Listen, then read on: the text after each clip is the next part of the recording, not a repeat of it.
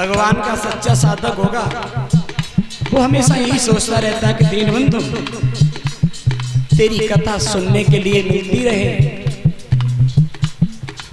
मेरी बाड़ी तेरा चिंतन करती रहे, तेरे गीत गाती रहे।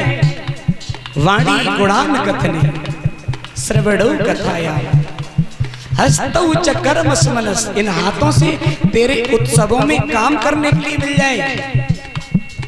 वाणी गुणान कथने श्रवणौ कथायाम हस्तौ च कर्म स्मनस तव पादयोर, और तेरे चरणों की वंदना करते रहे। स्मृत्याम शिरस्तव निवास जगत प्रणामे दृष्टि सताम दर्शनेस्तु भवत्तनुनाम, और मेरी दृष्टि जो है तेरी दिव्य झांकी का दर्शन करती रहे। जो सच्चा साधक होगा उसके मन में हमेशा ऐसी भावना होगी। तुलसीदास भी कहते हैं पुनि पुनि कीर्तन सुने सुनाए, पुनि पुनि कीर्तन सुने सुनाए, पुनि पुनि कीर्तन सुने सुनाए, पुनि पुनि कीर्तन सुने सुनाए। जिय की प्यास बुझते न बुझाए, जिय की प्यास बुझते न बुझाए। पुनि पुनि कीर्तन सुने सुनाए। भगवान की चर्चा सुनते सुनते जी न भरे, गात न भरे। पुनि पुनि कितने सुने सुनाए, जिय की प्यास बुझते न बुझाए। मन न भरे तो समझ लेना कि परमात्मा कहीं न कहीं तुम्हारे हृदय में वास कर रहा है। तो भैया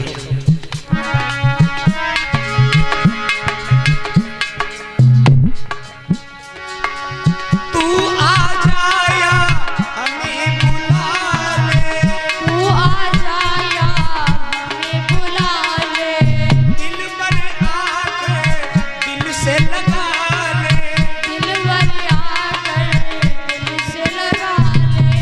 दर्शन को मन तड़पे गिर की गई बिरहा की पगड़ी।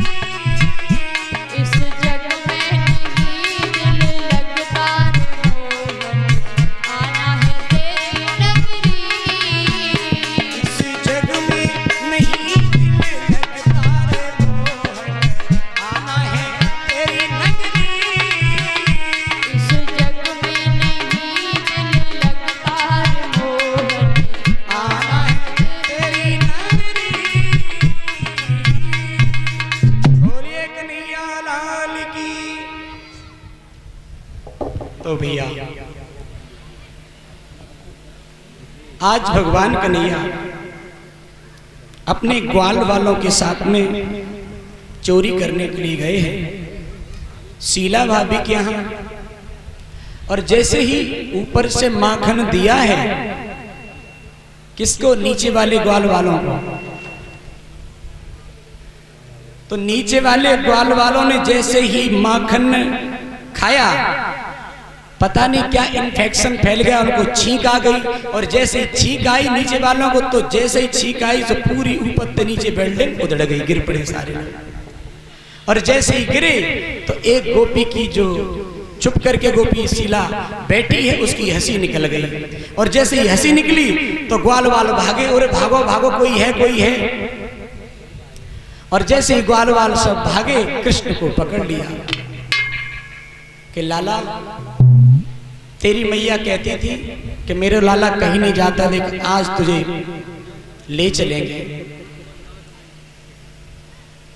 भगवान ने समझाया, देख गोपी मान जा मेरी बात को, मेरी शिकायत करने के लिए तू ना जा, छोड़ दे।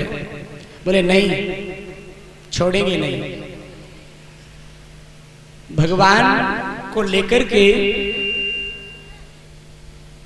वो गोपी चली है, चली जा रही है, चली जा रही है। अब भगवान बड़े परेशान हैं। रास्ते में देखा है कि उसी गोपी का पति आ रहा है। भगवान ने इशारा करके पास में बुलाया है, और ये गोपी लंबों से घूंघट मार करके जा रही है, उसे कोई मतलब नहीं। इसने इशारा किया कि देख हमें ये माखन खिलाने के लिए ले जा रही है और मेरी इच्छा नहीं, भैया तुझे खाना है तो तू चला जा। बोले हम चले जा रहे हैं। भगवान की लीला, भगवान की माया। गोपी से कहा है भगवान ने कि देख गोपी, इसमें मेरे दर्द हो रहा है, तू मेरी दूसरी कलाई पकड़ ले। जैसे ही दूसरी कलाई पकड़ाई तो उसके पति की कलाई पकड़ा करके भगवान वहां से भाग करके घर पहुंच गए।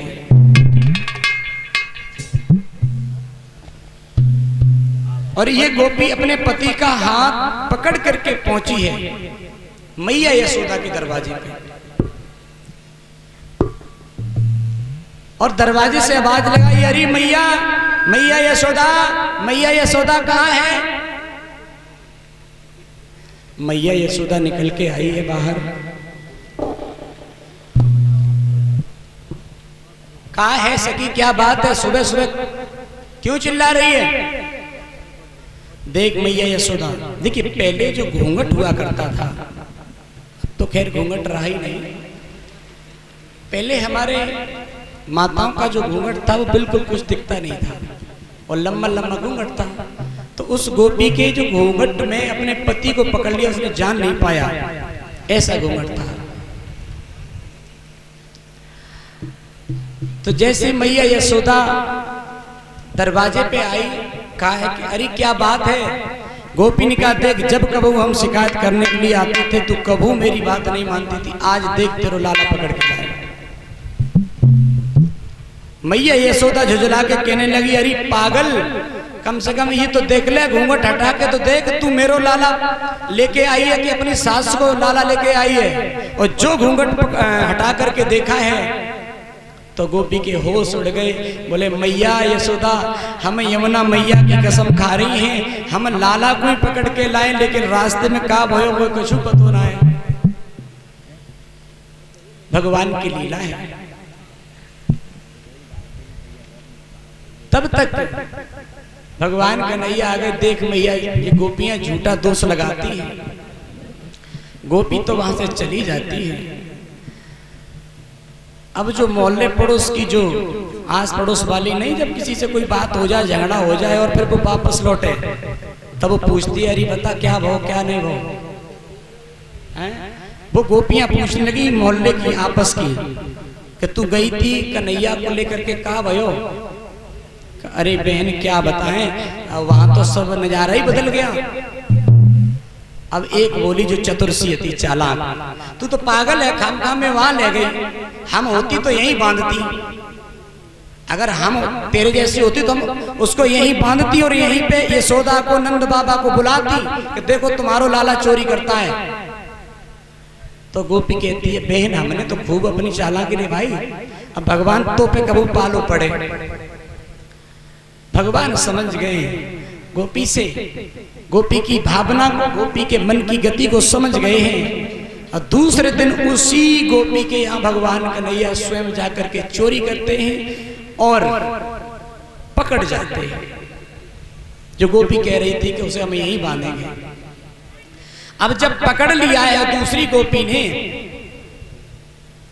अब गोपी कहती, लाला देख, उस गोपी की तरह हम पागल तो है नहीं, शीला की तरह जो तो हम मैया यशोदा के यहाँ ले जाएं, हम ऐसी पागल नहीं, अब तो हम यहीं बांधेंगे, ध्यान रखना। बोले गोपी देख, मुझे बांध नहीं, अब हम कभी चोरी करने नहीं आएंगे। बोले नहीं, ऐसे नहीं, हम तुझे बांधेंगे और फिर मैया यशोदा को बुलाएंगे। थोड़ी देर बाद गोपी कहती, लाला बांधे तो बांधे कैसे, मुझे बांधे वो तो आत नहीं। भगवान कन्हैया कहने लगे, बांधने के लिए सीखना पड़ता है। बोले कैसे सीखना पड़ता है? बोले गुरु करना पड़ता है, तब सीखा जाता है कैसे बांधना है। गुरु किया है तूने? बोले नहीं। तो क्या करना है? बोले तो लाला अगर तो को आत हो तो मुझे तू ही सिखा दे, तो पहले गुरु करना पड़ेगा। बोले ठीक है, तू ही मेरा गुरु है, बता। अच्छा, बोले हाँ। अब भगवान कन्हैया ने कहा कि देख गोपी, कहाँ बांधेगी? बोले बाहर चल, जो सामने वो वृक्ष है उसके पास बांधेंगे, सिखाएंगे। बोले ठीक है। अब होता क्या है, वो गोपी और भगवान कन्हैया जैसे आगे बढ़े हैं, वृक्ष के पास पहुंचे हैं। भगवान कन्हैया ने कहा, देख गोपी, ऊपर से और गांठ लगा और लपेटती हुई नीचे एक और गांठ लगा दे। बोले पहले हम तुझे बांध के दिखाते हैं। बोले ठीक है लाला। अब गोपी घबराने लगी। बोले लाला देख, कुछ गड़बड़ मत करिए। बोले नहीं नहीं, देख गुरु पे विश्वास नहीं तो फिर बात छोड़, कोई बात नहीं। बोले ठीक है लाला, अब तो सिखा हमें। तो भगवान कन्हैया ने उस गोपी को ऊपर से लेके नीचे तक बांध दिया है। और नीचे तक बांधने के बाद फिर क्या है गोपी, देख ऊपर से और गांठ और नीचे से लपेटते हुए और एक नीचे और गांठ। देख लिया, समझ गई? बोले हाँ लाला, ये अब बिल्कुल हम समझ गए, ऐसे ही बांध हो जाता। बोले अब छोड़। भगवान कन्हैया कहने लगे, गोपी एक बड़ी गड़बड़ है। मेरे गुरु ने तो सिर्फ बांधे वो ही सिखायो, छोड़ वो सिखायो ही नहीं। अब जगह बड़ी गड़बड़ है। भगवान ने कहा, देख हम तो चले यहां से। अब गोपी व्याकुल है, परेशान है। और भगवान कन्हैया वहां से चले जाते हैं। तमाम गोपियां देखती हैं क्या हालात है। उनके पतियों ने आकर के देखा है, चूरा है। अनेकों अनेक लीलाएं परमात्मा कर रहा है ब्रज में। मेरा कहने का भाव ये है कि अनेकों प्रकार से गोपियों के साथ परमात्मा लीलाएं कर रहा है। श्री सुखदेव जी समझाते, राजन परीक्षित, बड़ा ही ब्रज में आनंद आ रहा है। गोपियां परमात्मा किसी न किसी रूप में जाकर के दर्शन करती हैं, अपने आप को धन्य समझती हैं। धीरे धीरे वक्त व्यतीत हुआ है। इधर कंस व्याकुल है, परेशान है। अनेकों अनेक राक्षस भेज रहा है, लेकिन भगवान कन्हैया हर राक्षस का वध कर रहे हैं।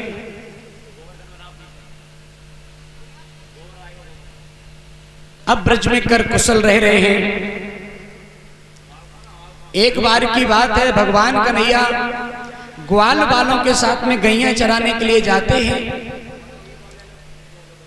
और गैया चराने के बाद वहां पर सारे ग्वाल वाल खेल कूद करते हैं सारे दिन। शाम को घर लौट करके आते हैं। एक दिन की बात है,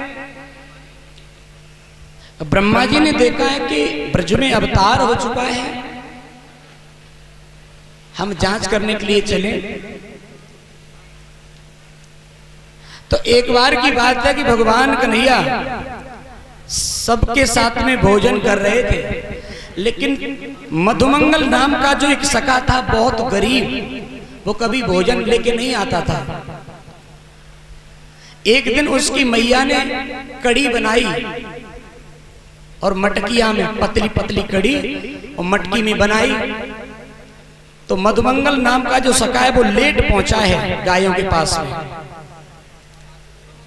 जब भगवान जैसे ही भोजन करने के लिए बैठे हैं सबके साथ में, तो देखा है कि मधुमंगल नहीं है। बोले मधुमंगल कहाँ है? बोले वो सामने आ रहा है, देखो लेट आ रहा है, लगता घर से आज कुछ लेके आया है। और मधुमंगल ने जैसे ही देखा है कि इन लोगों ने हमें देख लिया है, तो मधुमंगल ने सोचा है कि हमारे पास तो कड़ी है और ये लोग हंसेंगे, हमारी मजाक उड़ाएंगे। एक काम करते, यहीं इसको पी करके खत्म कर देते हैं। तो मधुमंगल ने पीना स्टार्ट किया। इधर भगवान की नजर पहुंची है मधुमंगल पर और भाग करके गए। तब तक तो उसने सारी कड़ी पी करके और मटकी को फोड़ दिया है। तो छोटे छोटे टुकड़े बन गए और वो फैल गए। सारे ग्वाल वालों भाग करके गए। ग्वाल वालों से कहा भगवान ने कि ये सारी मटकी जो भी पड़ी है टुकड़े, उसे बीन लो और चाट लो इन्हें। तो ऐसा संयोग बना है कि सारे टुकड़े जो गिट्टी बनी थी मटकी के, वो सारे टुकड़े सबके ग्वालों के हिस्से में आ गए, लेकिन भगवान कन्हैया रह गए। एक सखा बोलो लाला, हम सब लोगों के तो हिस्से में टुकड़े आ गए चाटने के लिए, कैसी है कैसी नहीं, अब तू क्या करेगो? बोले हमारी चिंता मत कर, हमारे लिए तो इसके मोड़े पे काफी लगोगा हुआ है, उसका सारा मुंह लगा हुआ था उससे। तो भगवान ने उसके मुंह से जो कड़ी लगी हुई थी चाटने लगे हैं कि कम से कम ये तो देखे कि इसके घर की कड़ी है कैसी। अच्छा, ये दृश्य ब्रह्मा जी ने देखा तो समझ गए कि ये कोई परमात्मा है, कोई ब्रह्म है क्या, इसे पवित्रता का कोई ज्ञान नहीं है, जरा जरा से ग्वाल वालों के साथ में खेलता है, जूठन जाटन खाता है, ये ब्रह्म